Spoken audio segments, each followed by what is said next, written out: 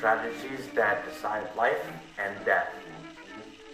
Every day I wake up and wonder if it's my last day on this world. We lose pilots so fast that we don't even have time to mourn. We just go on the next day and just complete our mission. I have survived so far in this world using the teachings of Oswald Boca in his work, The Dicta Bulca. To survive, you must always attack your enemy from behind. If your enemy is attacking you, face your enemy and don't run away, because this catches your enemy off surprise. When ambushing your enemy, always dive from the direction of the sun so they cannot see you. And most important of all, when you're pursuing an enemy, make sure you check behind you, because there could be another enemy aircraft behind you. With these tips, I have survived and led my squadron to success in this war. My aircraft is crimson red because I want my enemies to see who I am and to know who is fighting them. The other people in my squadron have free liberty to paint their aircraft whatever color scheme they want, because the enemy must know who is attacking them. In this war, I've had my most successes taking down two-seater aircraft because they're slower and less maneuverable. Getting me credit for all these victories is very hard because most of these have to be verified by another pilot. In this war, I've shot down 80 aircraft.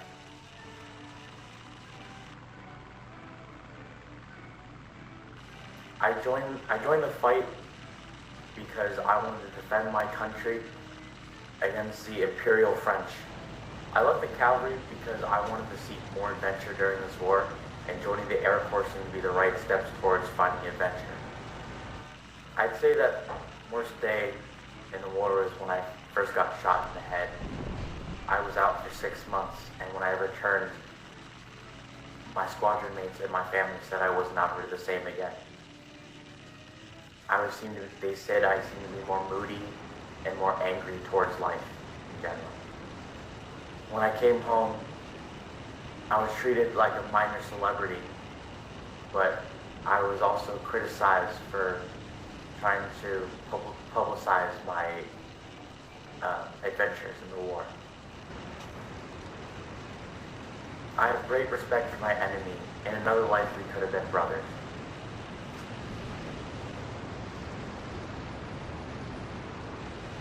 I guess a big thing to help motivate my squadron mates is fight on and fly on to the last drop of blood and the last drop of fuel to the last beat of the heart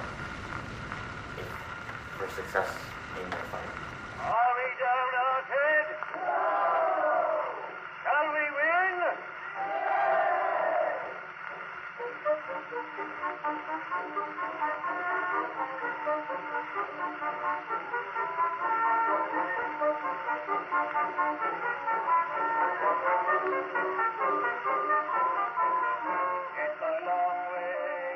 Hello, I'm Albert Ball, and I'm a fighter pilot for the RFC, the Royal Flying Corps. I first joined the Flying Corps because I was an infantry officer who got some flight time in on his side as a hobby, and then decided to transfer me after I kept missing the roll call in the mornings. I first started my flying career in a two-seat reconnaissance plane called the VE-2. It was very slow but very stable flying aircraft for taking pictures of enemy troop movements. I loved my first mission, although I had engine problems and had to make an emergency landing and camp out for a night with my fellow observer. After about 100 or so reconnaissance missions, I was transferred to the Fighter Corps, where I was put in a Newport 10 fighter plane. It's a small French fighter that is very maneuverable, that can keep up with the advanced German E-3 Eindecker and their brand new Albatross fighter biplane. I loved being a fighter pilot because I had the freedom to fly around in the defend my country from the air. To help me with my missions, with my degree in mechanical engineering, I tinkered around with the aircraft to make it even more maneuverable. After a while, some of the stunts I performed, like landing on an enemy airstrip to throw a grenade at airplanes, was deemed dangerous for my superiors, so they sent me home to train the new pilots. I did not enjoy this one bit because I felt like I belonged in the front lines fighting the Germans. And when I was home, they gave me the key to my hometown of Nottingham Forest, and I just was really annoyed because it just didn't seem to be a good use of my talent. After my missions, I head to the pub to get a drink.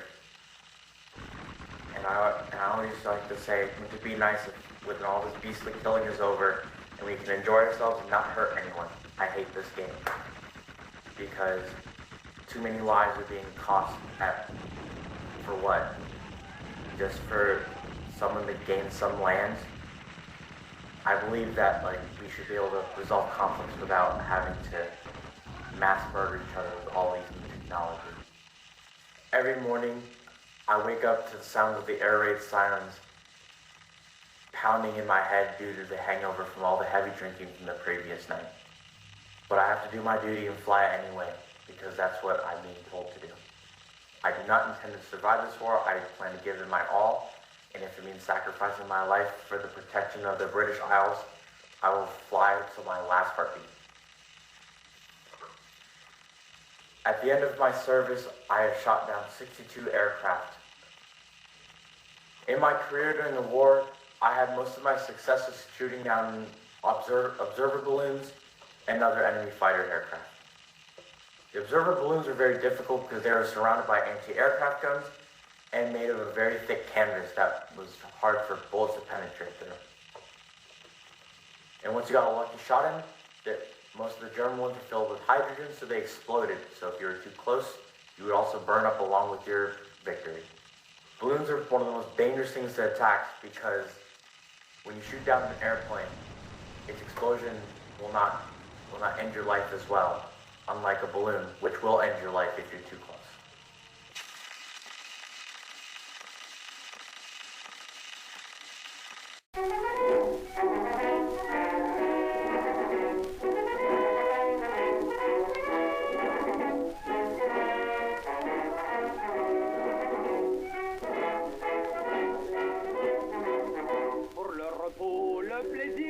Bonjour, I am Georges Guénimard, and I am a French pilot for the Escadrille. I was rejected 5 times trying to join the war effort because I was born a sickly child, but I finally got my break when they allowed me to join the Corps as a mechanical engineer. And with my skills as a mechanical engineer, they finally agreed to let me to get flight training.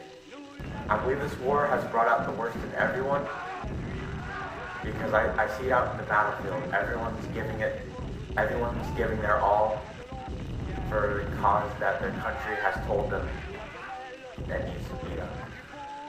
With the success of my flying career, the French treated me as a national celebrity because they wanted heroes of the war to bring up the morale of the French people. The main fighter aircraft of my choice was the SPAD-13. It's a great aircraft, very durable in a dive, and with my additions as a mechanical engineer, I have made the aircraft a lot more stable in a dive. On my aircraft, I love to decorate it with themes of fate of mortality. Along with the stork, I also have the words "View Charles," and later in the war, I put a skull on my aircraft so my enemy knows who I am. I want my enemy to know that I am death, and I am coming them with a swift blow of my sickle. Later in the war, I've been injured so many times that I've had to be carried into my cockpit just so I could continue to fly. In this war, I believe that if one has not given everything, one has given nothing.